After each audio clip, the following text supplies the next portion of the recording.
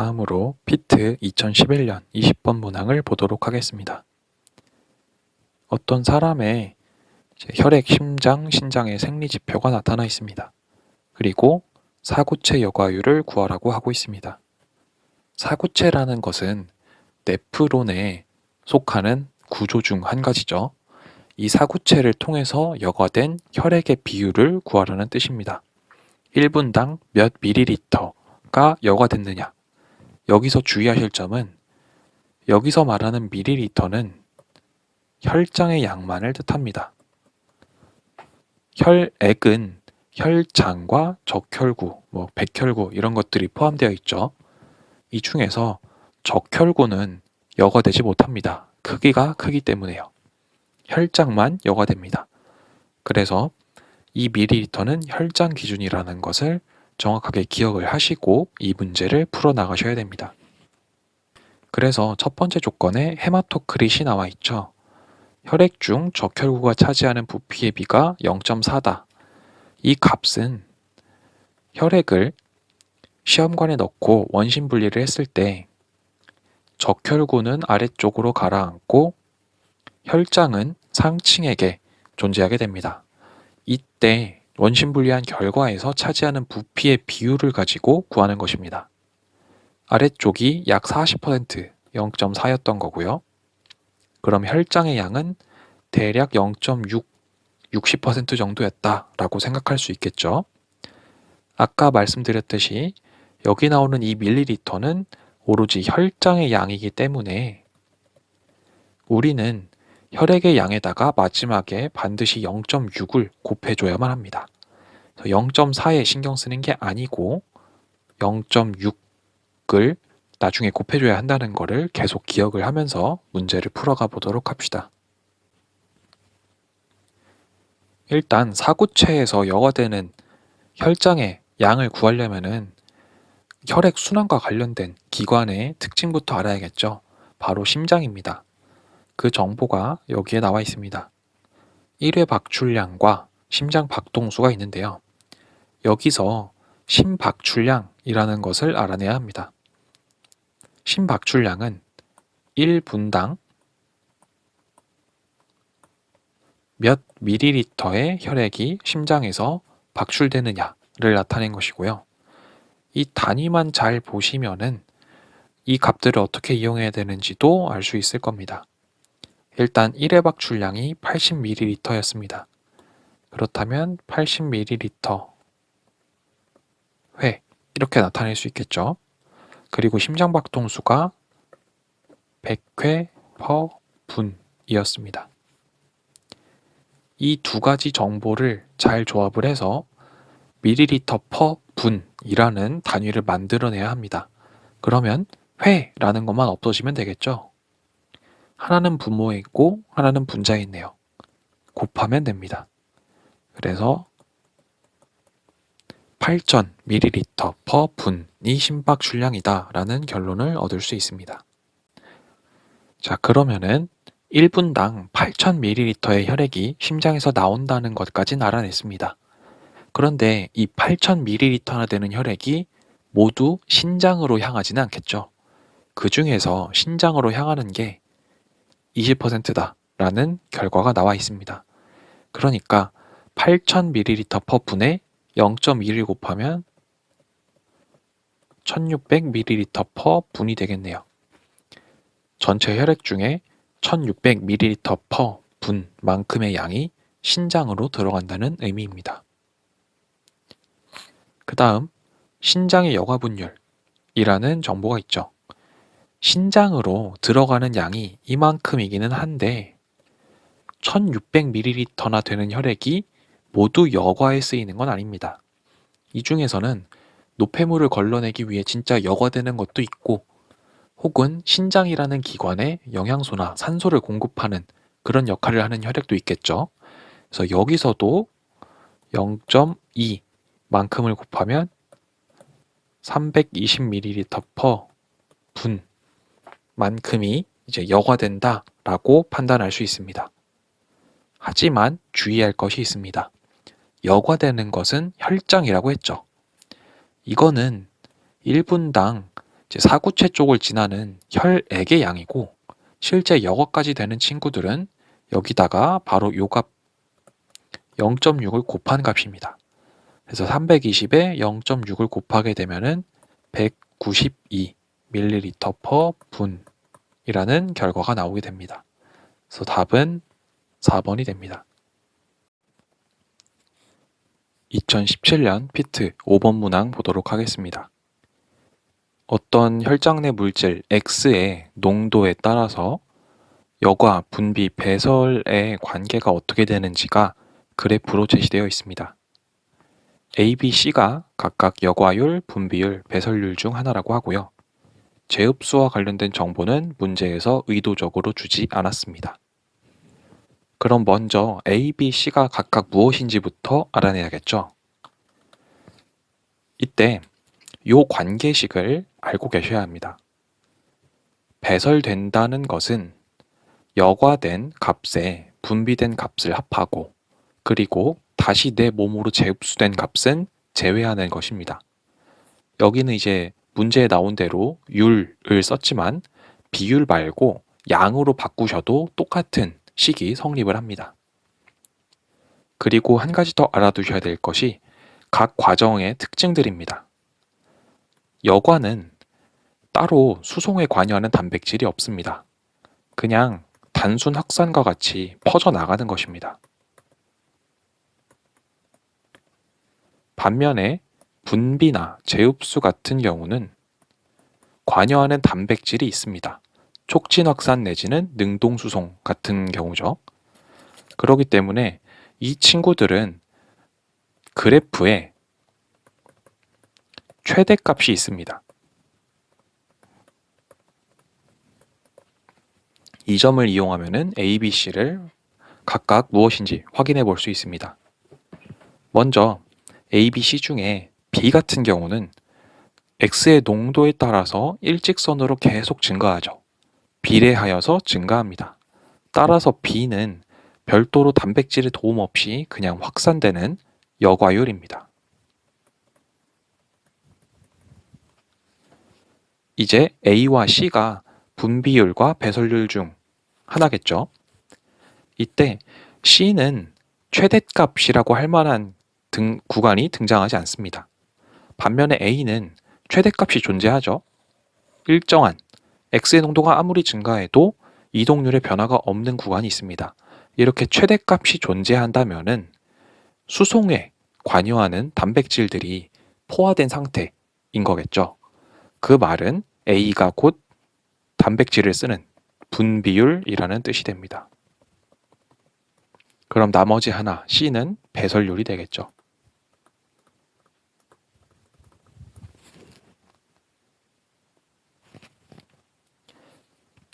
차례대로 선지를 확인해 보겠습니다.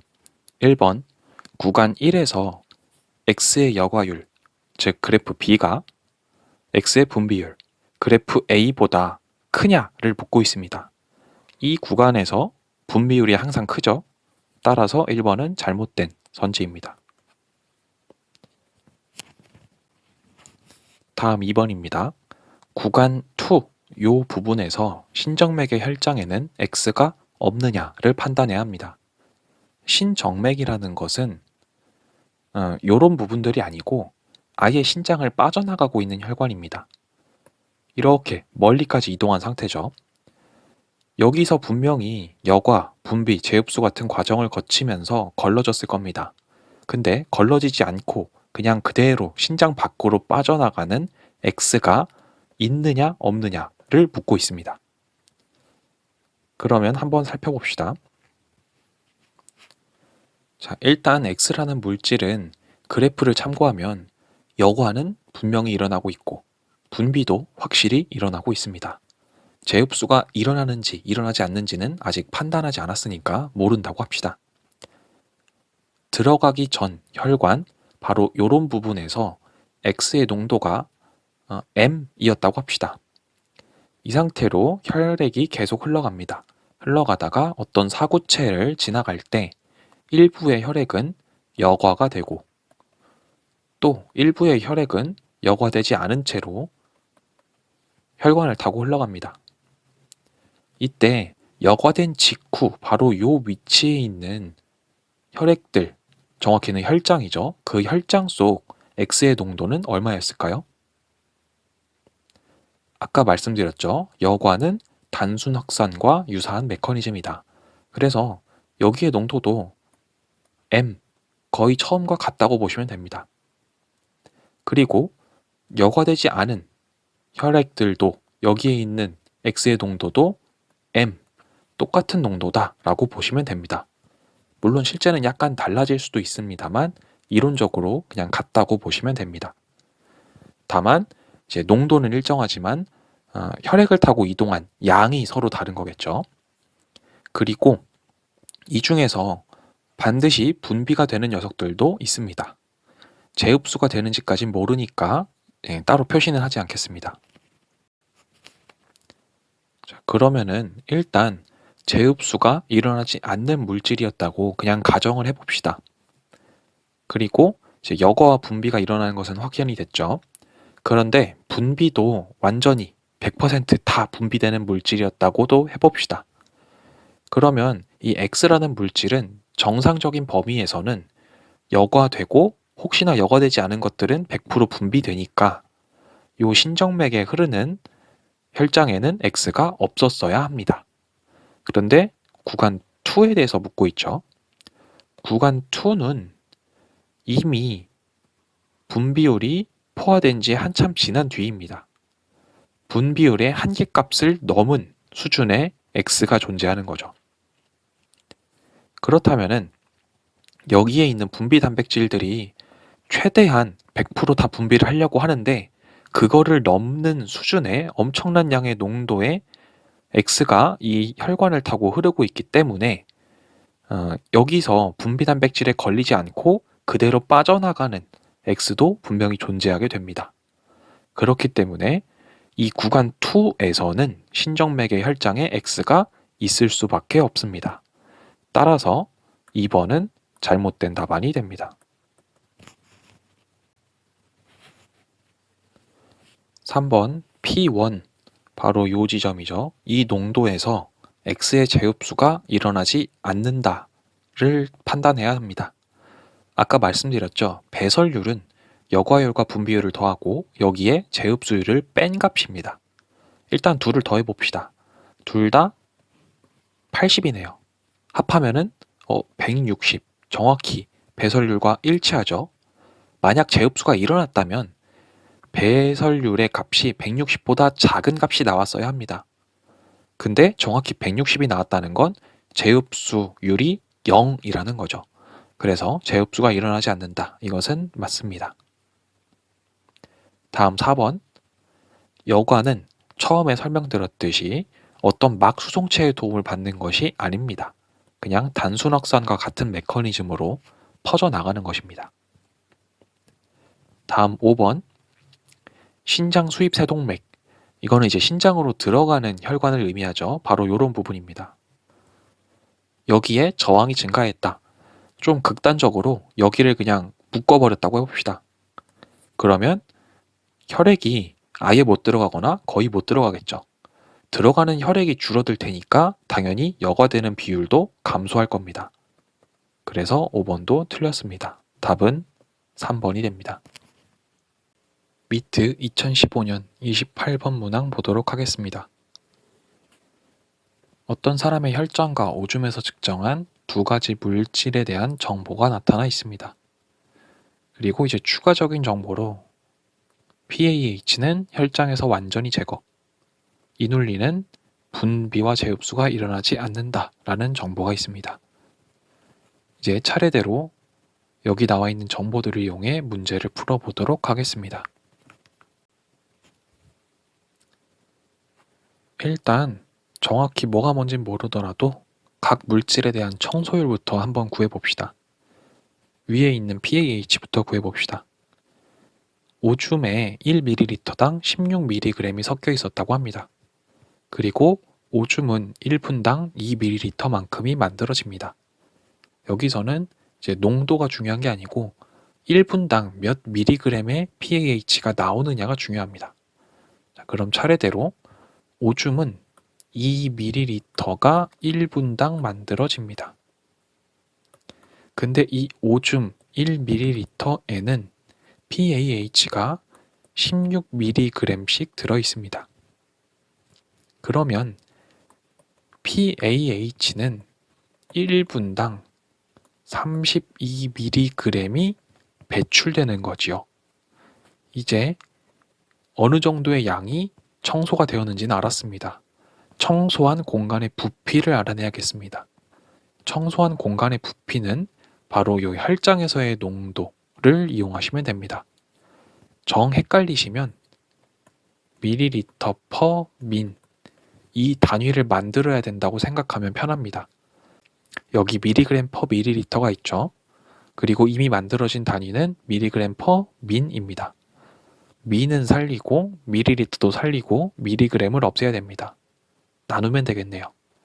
그래서 32mg 퍼 민 나누기 0.04mg 퍼 밀리리터가 됩니다. 이렇게 계산을 해 놓으면은 800ml 퍼 민, 이것이 PAH의 청소율이 됩니다.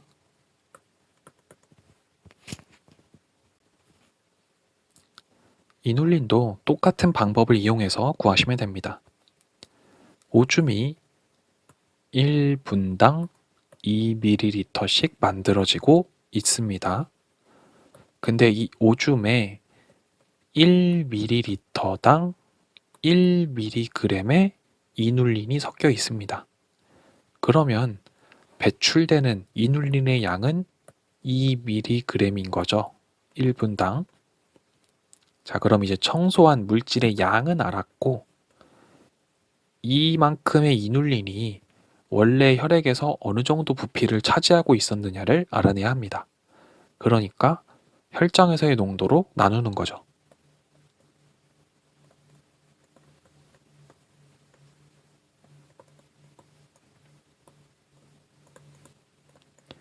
이렇게 하게 되면은 값이 100ml 퍼 민이 나오네요. 그래서 이 값이 바로 청소율입니다. 이눌린의 청소율은 100ml 퍼 민. 보기 기억입니다. 사고체 여과율을 구하라고 요구하고 있습니다. 사고체 여과율은 사고체를 통해서 1분당 여과되는 혈장의 양이죠. 이때는 이눌린을 이용하시면 됩니다. 이눌린의 특징으로 분비와 재흡수가 일어나지 않는다는 표현이 있죠. 이눌린은 오로지 여과만 되기 때문에 이제 이눌린이 청소된 공간이 이만큼이다라는 것은 여과된 혈액의 양이 이만큼이다라는 것과 동일한 의미입니다. 그래서 이눌린의 청소율이 곧 사구체 여과율이 됩니다. 100ml 퍼 민 맞죠? 그래서 기억은 맞습니다. 다음으로 니은 신혈장유량을 찾으라고 요구하고 있습니다. 이때는 PAH, 혈장에서 완전히 제거되는 물질을 이용하시면 됩니다. 혈장에서 완전히 제거되기 때문에 PAH가 제거된 만큼의 부피가 곧 혈장의 부피입니다. 그래서 신혈장유량은 PAH의 청소율과 같습니다. 400이 아니라 800이어야겠죠? 니은은 틀렸습니다. 다음 디귿, 신혈유량입니다. 위의 것과 다른 거는 신혈장유량은 혈장의 양만 따진 거면 신혈유량은 혈장과 혈구, 전체 혈액의 부피를 따진 것입니다. PAH의 청소율이 신혈장유량이라고 했죠. 그러면은 800ml 퍼 민에다가 여기다가 이제 혈구 용적이 50%였으니까 2배를 곱해 주시면 됩니다. 이 값이 애초에 절반이었던 거죠. 전체 혈액 부피에. 그래서 2배를 한 겁니다. 그러면 1600이 되니까 디귿도 틀렸겠네요. 답은 1번이 됩니다.